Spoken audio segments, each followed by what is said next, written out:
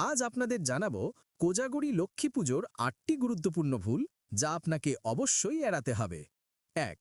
মা লক্ষ্মীর পুজোর সময় কোনোভাবেই লোহার তৈলি বাসন ব্যবহার করবেন না। ২. লক্ষ্মী দেবীকে কখনো সাদা রঙের ফুল অর্পণ করবেন না। সাদা রং ছাড়া লাল, হলুদ, গোলাপি রঙের ফুল দিতে পারেন। ৩. লক্ষ্মী দেবীর পুজোতে তুলসী পাতা ভুলেও দেবেন না। ৪. মা লক্ষ্মীর আসনে সাদা বা কালো কাপড় পাতবেন না, লাল গোলাপি রঙের কাপড় দেবেন। এতে মা লক্ষ্মী অত্যন্ত সন্তুষ্ট হন। ৫. লক্ষ্মী পুজোর দিন ভুলেও বাড়ি থেকে অন্য কাউকে চাল দেবেন না। ৬. মা লক্ষ্মীর পুজোয় ভুল করেও কাঁসর ঘণ্টা বাজানো যাবে না। ৭.